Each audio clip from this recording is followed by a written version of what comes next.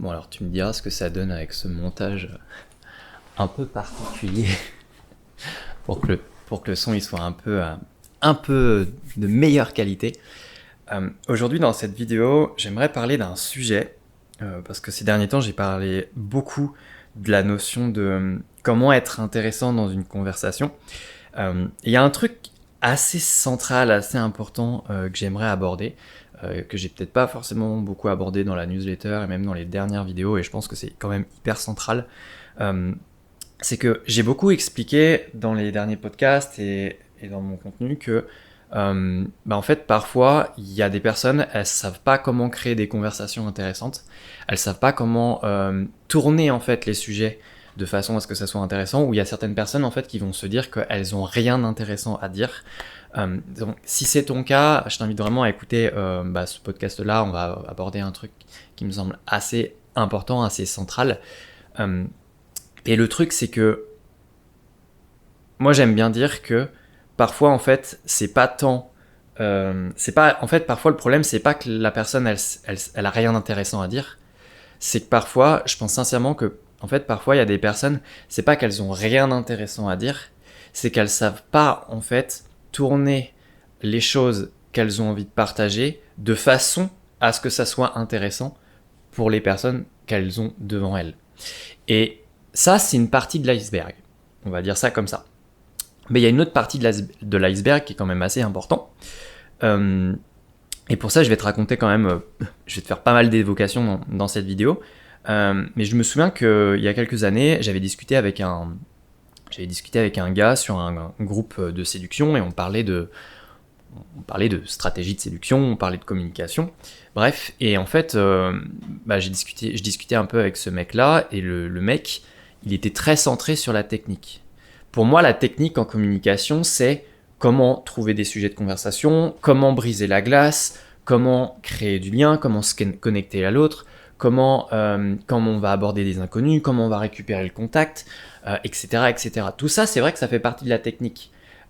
C'est un peu la partie extérieure. Mais il y a une partie... c'est la partie...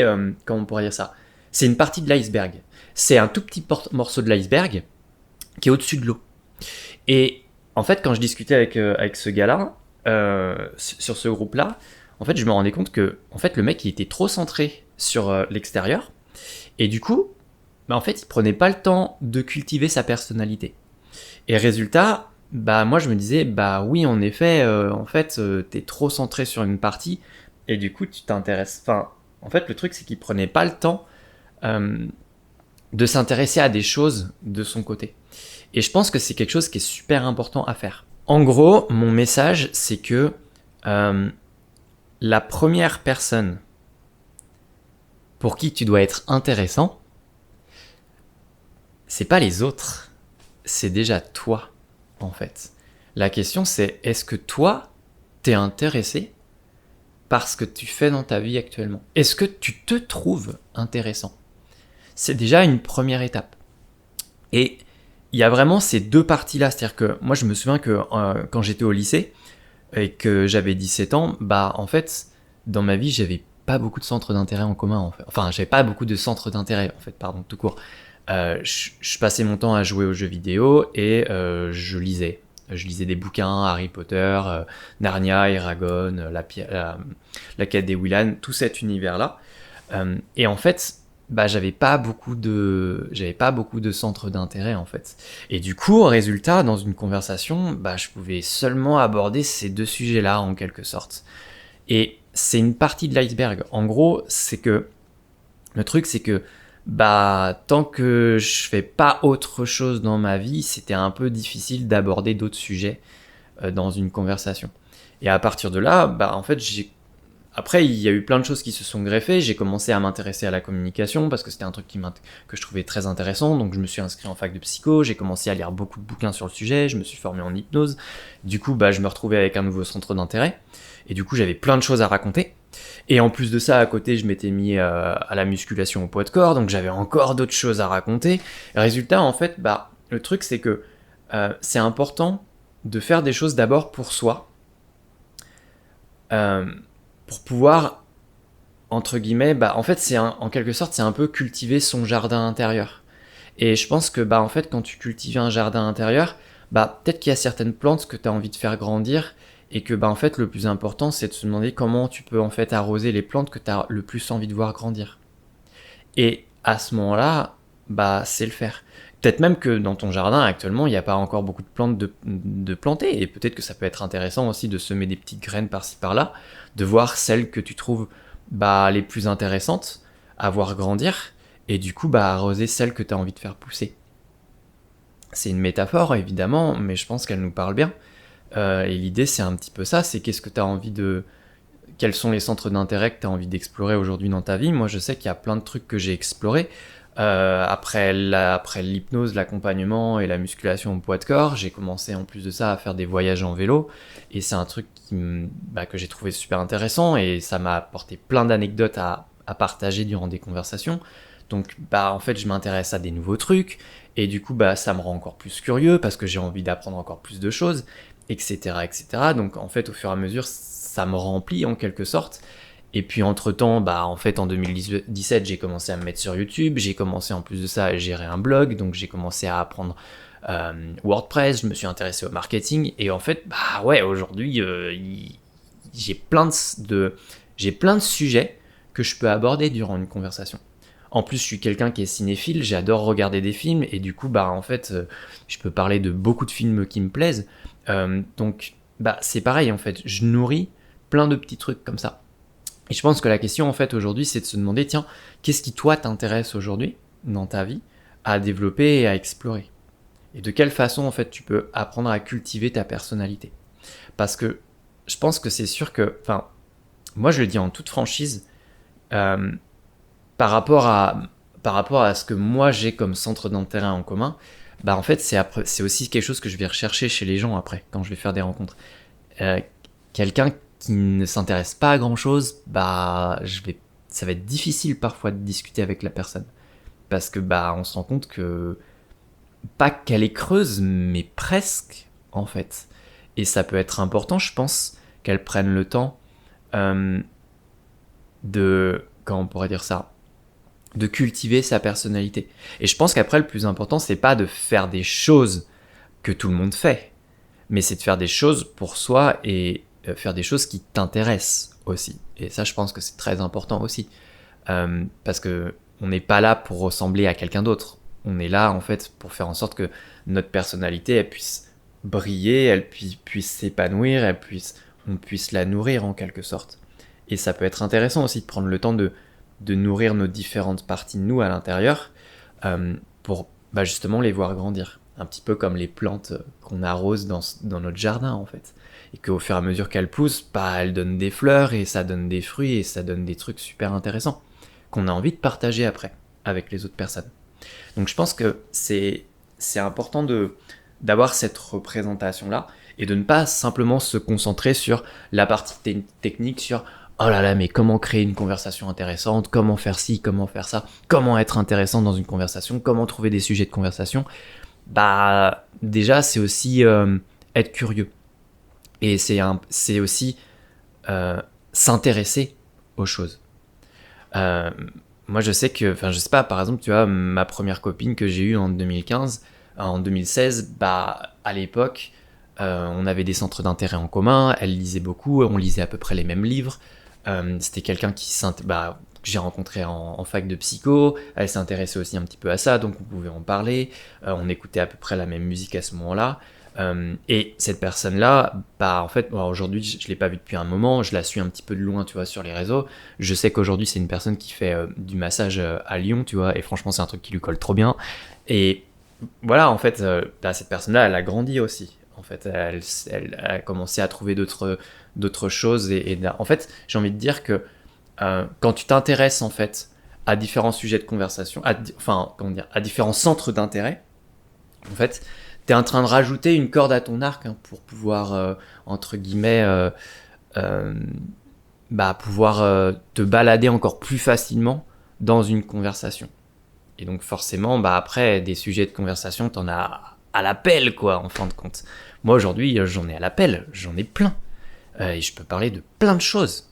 Mais je pense que ça prend du temps. Et un peu comme ce jeune homme que j'avais rencontré, avec qui j'avais interagi, en fait, je me rendais compte que ce gars-là, il prenait pas forcément du temps pour lui aussi. Et il prenait pas forcément du temps pour faire des choses qui lui plaisent et qui l'intéressent. Parce que, je veux dire, le gars, il était concentré uniquement sur la technique, sur comment aborder des filles. Mais en fait, c'est un petit morceau, cette étape-là, en fait. Parce que je veux dire, une fois qu'il aura une copine, comment il va s'occuper avec cette personne-là? Si déjà, lui, il n'a pas des centres d'intérêt à lui, et qu'il n'a pas peut-être des choses à faire découvrir à l'autre. Je pense qu'il y a vraiment cette notion-là. Moi, je sais que dans mon entourage, voilà, je sais que chez ma grande sœur, elle fait partie d'un club lecture, elle lit beaucoup, vraiment beaucoup, et du coup, ça fait, je pense, 4-5 ans qu'elle fait partie d'un club lecture, et pareil, elle peut parler de plein de livres différents, et c'est son truc à elle, quoi, en fait. Et après, il y a d'autres personnes, elles vont développer plein d'autres centres d'intérêt.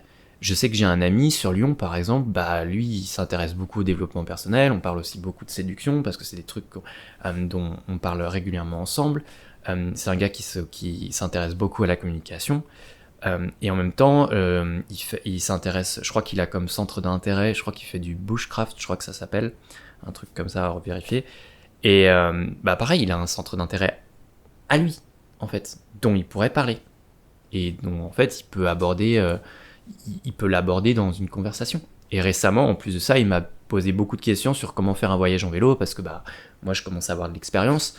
Donc forcément, on a parlé, à un moment donné, on a beaucoup parlé de ça. Donc ça amène de la matière sur la table, en quelque sorte. Et en plus de ça, je sais que lui, pendant un an ou deux, je sais pas exactement, mais il faisait partie d'une association où il explorait le shibari, par exemple. Alors, c'est un centre d'intérêt qui va peut-être pas parler à tout le monde, mais encore une fois, il a sûrement appris des choses super intéressantes. En fait, c'est comment chacun va développer son univers, en quelque sorte, pour que après, en fait, quand tu fais des rencontres, tu puisses faire découvrir ton univers à l'autre, en quelque sorte. C'est un peu l'idée. Moi, je sais que, par exemple, mon ex-copine, en fait, on s'est rencontrés dans le monde de l'hypnose, de l'accompagnement, et c'était un truc qui l'intéressait beaucoup, moi aussi, parce que voilà, c'est mon métier. Et elle, à côté de ça, elle était formée en naturopathie, elle s'intéressait beaucoup à l'écologie, elle faisait de la guitare aussi, elle avait plein de trucs à elle, quoi, en fait. Elle avait sa personnalité, en fin de compte. Et en plus de ça, quand je l'ai rencontrée, voilà, je me suis senti beaucoup séduit par sa façon de jouer de la guitare, et moi, ça m'a beaucoup donné envie de m'y lancer, et du coup, je m'y suis mis il y a 2 ans. Donc, j'ai rajouté encore quelque chose dans mes différents sujets de conversation. Donc, c'est des trucs... en fait, c'est sans limite après. C'est comment, en fin de compte, t'amènes des choses, comment, en fait, tu sèmes des petites graines dans ton jardin et comment tu les arroses tous les jours, et peut-être qu'après il y a certaines plantes que tu as envie de voir grandir plus que d'autres, et c'est normal. Et après, je pense que c'est intéressant aussi de cultiver son univers intérieur, parce que c'est sûr que en fait, si ton jardin c'est juste un plancher de gazon vert, c'est pas très intéressant en fait. Par contre, s'il y a plein de plantes, s'il y a plein d'arbres, s'il y a plein de couleurs, s'il y a des petits coins qui sont aménagés, ça donne envie d'aller le découvrir, forcément.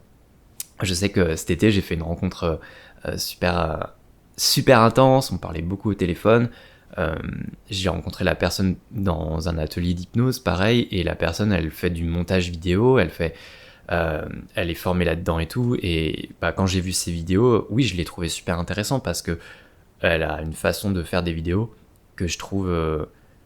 elle arrive à transmettre de l'émotion à travers ses vidéos, avec un certain filtre, avec certaines couleurs, avec certaines musiques, qui me plaît en fait. Et moi, ça me parle beaucoup, en fin de compte.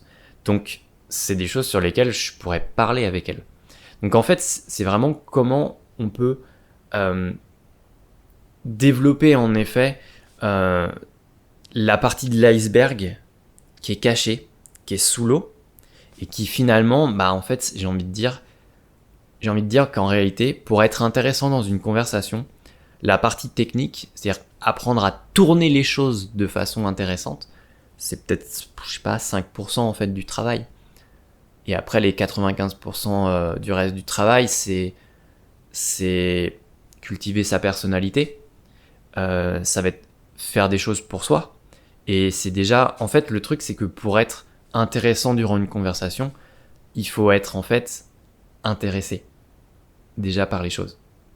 Et donc, moi, ce que je t'invite à faire, c'est de te demander qu'est-ce qui t'intéresse toi aujourd'hui. Et c'est le faire aussi pour soi. Et pas pour le faire pour les autres. C'est pas